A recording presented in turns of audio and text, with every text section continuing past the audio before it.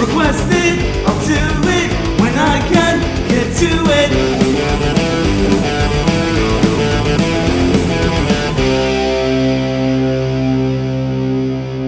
And it's still not sponsored, by the way, just so we're clear.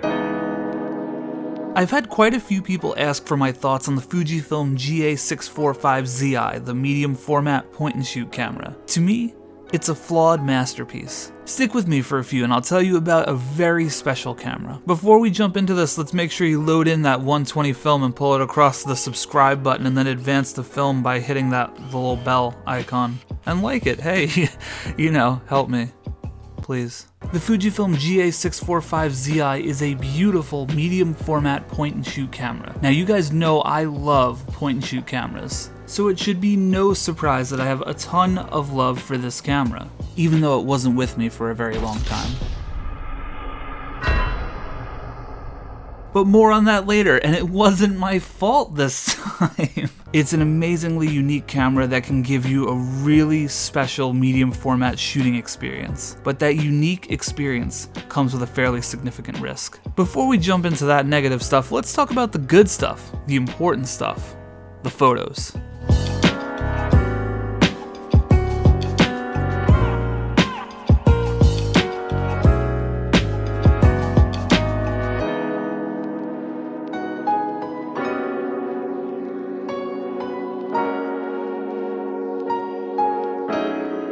The GA645Zi has a ton going for it. The photos are razor sharp and they have a lot of character to them. The biggest thing I could say about the GA645 is it just makes me want to shoot more and more. Every time I shot, I felt that itch to load in another roll and keep shooting. I took the Fuji with me to go see my friends in the band Enziguri. They play hardcore punk, definitely go check them out, they're pretty fun. But I was really impressed with the way the Fuji was able to snap focus in that lower light scenario with people moving around really quickly. That venue does have lighting on the stage though, so I'm sure that helped the autofocus a little bit. But either way, it was a blast to shoot on. And I made a whole video about that, you should go check it out. Let's never do that voice again, that was horrifying. But speaking of videos I made in the past, when Lomography gave me the early roll of Lomachrome Metropolis, this was the camera I ran it through. And I gotta tell you, it was a lot of fun just walking around doing street photography with this camera.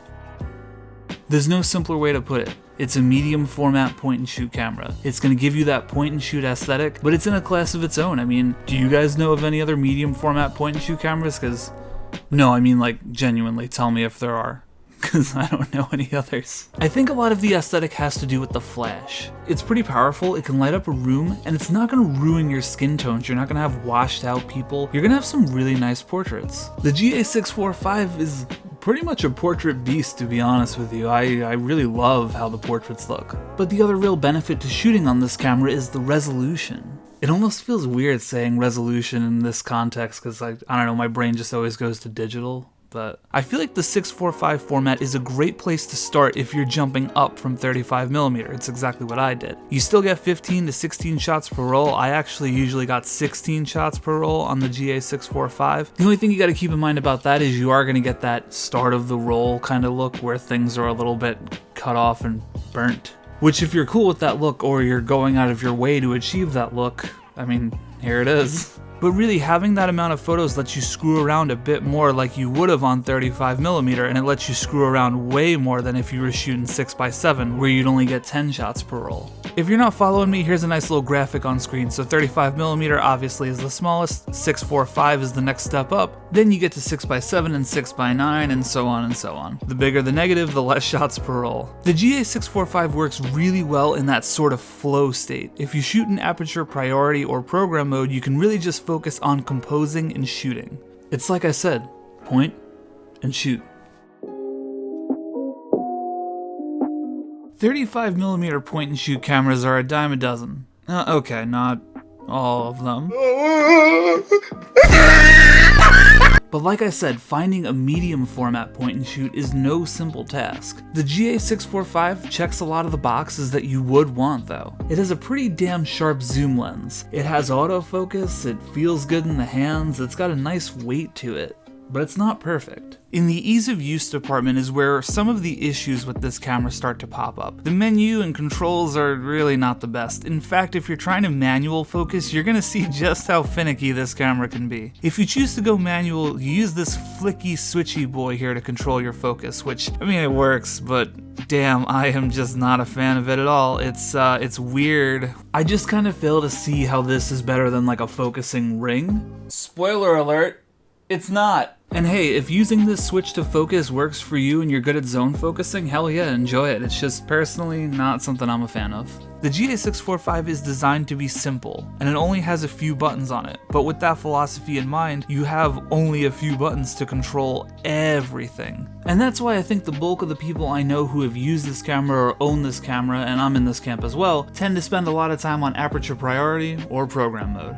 And to get a little nitpicky here, the mode dial has this little button that locks it to hold it in place. It's smart to make sure you don't knock it, but I find it's just not in a great spot and you almost have to do a weird hand contortion to hold it down and switch the dial at the same time. It's not ideal. I would much prefer a clicky mode dial like modern day DSLRs, or if the lock was in the center of the button like modern DSLRs. On the note of focusing, the autofocus, it sure ain't perfect.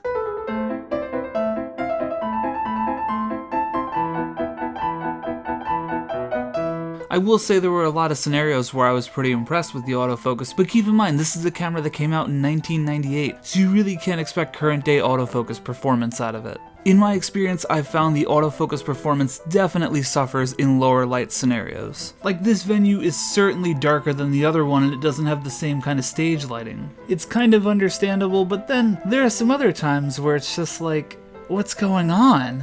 You missed focus on these handsome gentlemen and focused on the wall behind them? Bruh. Also, that's my friend Duryea. He's a really awesome musician. Go check him out. Or how about these two shots here? They were taken like 15 seconds apart from one another. And, just wildly different results there. You really gonna focus on the grass that's taking up like 15% of the frame rather than, you know, the rest of the fucking frame? Listen, the bottom line is the majority of the shots that I used autofocus were fine. They came out really great, but the ones that were wrong were pretty wrong. I'd say roughly 10 to 15% of all the shots I took were out of focus. And I suppose you can just file this one under random observations, but this camera is really loud. When you take a picture, it makes a series of robot noises. It's like, beep, wee. I recorded the sound. I don't know why I did such a shitty imitation of it. Wait, Editor Lou, cut the music. I need them to hear this.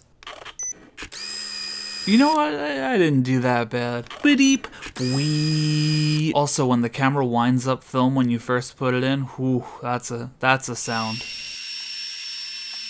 The battery door is kind of annoying too. It's not something that just kind of clicks and locks in place or is on a hinge or anything like that. You actually have to screw it on with a coin or a screwdriver or something. It's just kind of a pain in the ass to swap batteries and take them out and put them back in. It's kind of another nitpicky thing, but if I had the choice between a battery door that stays on the camera versus one I have to screw on and off, I'm gonna choose the one that's on the camera every day of the week. The viewfinder is great, no complaints in the visibility department. It has a little LCD display in there that'll give you relevant information like ISO, aperture, shutter speed, your focusing scale, all that fun stuff. And one thing that might take a few people by surprise, which definitely was the case with me, the default orientation of this camera is actually portrait mode, not landscape like most cameras you'd be used to. The camera really does feel awesome in the hands. It's got such a nice grip. It's bulky in the right ways, it's not too heavy. It kind of almost reminds me of the 5D Mark III in the way it feels in the hands. It's got a nice weight to it. It is super easy to load film into the GA645, which if you're just getting into medium format, some cameras have these pull-out pieces where you put the 120 film in and then you gotta pull the thing around and thread it through. With this one, you just kind of pull it across, tickle this little knob right here. It's very similar to 35mm and it's really simple. This might be super obvious for some, but just keep in mind that there are no DX codes on 120 film like there would be with 35mm, so you'll have to switch into ISO mode to set your ISO manually. But after you set your ISO, you can jump into aperture priority or program mode and the camera will do the rest. Now I would of course show you what that looks like, but my LCD screen doesn't work, which is an awesome transition into the bad stuff. This is the most important piece of the puzzle. The GA645 has a ton of weird electronic parts within. I'm talking about the sorcery that makes this camera tick. And unfortunately, once these electronics go, that's kinda it. You got yourself a handsome paperweight. After my GA shit the bed, I spoke to a bunch of different repair shops near me. I even reached out to my contacts at FujiFilm. My camera is basically a lost cause. Once the screen on the back of the camera dies, that's pretty much it. The camera is most likely toast. It's a sign of internal electronic failure, and the repair shops around here all had the same thing to say to me. They can't fix it. I mean, FujiFilm can't fix it. One of the places I called actually laughed at me. It's not funny. So what I'm getting at is, if you buy one of these, you'll probably enjoy it a whole lot for a while like me, but just know that you basically have a ticking time bomb. And once those electronics fail, the camera's done. Big sad. I love my GA. But knowing that this could very easily happen again, how could I buy another one? Especially with how expensive they are on eBay right now. My advice, don't fall for the same trap I did. I picked mine up for a bargain, but the previous owner mentioned to me that the screen was only half working. I get the vibe now that that's an indication that the camera's on its way out, because I really only had a few months with it before it stopped working completely. And I really don't think it's a coincidence that the screen went out fully and then about an hour or two later, the camera just stopped working. The previous owner probably knew it, and that's why he sold it to me so cheap. It's my loss, it's a huge bummer, and hopefully this information can help save you some money and some heartbreak. Now keep in mind, I am no expert on this matter, and I'm certainly not an electrician or anything like that, but the common thing I see come up in a lot of threads is that the camera has a sort of Achilles heel. If you open up the door and look inside, you'll see that there is a ribbon cable that runs towards the body and onto the door. And apparently, if you let that door open all the way, it stresses the ribbon cable. Over time, that's what could cause the GA to stop working. I don't know if that's 100% the thing, but a lot of people recommend if you just open the door halfway to load your film, you won't have the problem. So that's another one to keep in your back pocket if you're going to buy this camera. The FujiFilm GA645Zi is an incredibly special camera, and it's honestly a huge bummer that mine doesn't work anymore, and it's an even bigger bummer that it's so difficult to get it fixed. So for now, mine goes into a box, and maybe one day I'll revisit it. It's a beautiful camera that I have a ton of love for, but can I recommend it? It really pains me to say, no, I don't. With the electronic issues and the rate of failures on this camera, I feel like buying one is a gamble, and you might be out more than a couple of $100 on the camera. If money's no object, then hell yeah, this is an awesome camera. But I suspect that's not the case for everyone.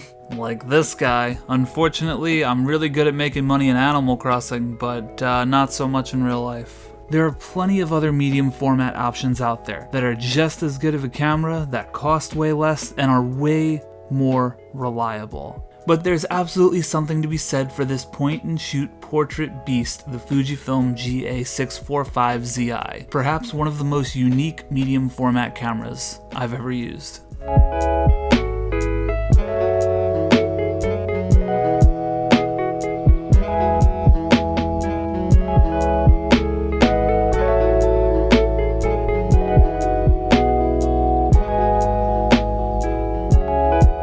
Guys, thank you so much for watching this video. I hope you got something cool out of it, and I hope you know a little bit more about the camera. I feel like a lot of people sing this camera's praises and don't really talk about the more bummer electronics part of the camera. But anyway, guys, as always, you know what to do. Smash subscribe, share the video, let me know what you think. Do you own a GA645? And do you know someone who could fix mine? Because I've really exhausted all my options and I'm not trying to buy a new one right now. So anyway, guys, I will see you in the next video. Bye. The GA645 camera that I know, not too heavy, but it has like a if you're not following me, here's an aperture priority mode. You get the idea. This is stupid. This is dumb. I'm cutting this. That's horrible. Like and subscribe to Sweet Lou Photography. The man.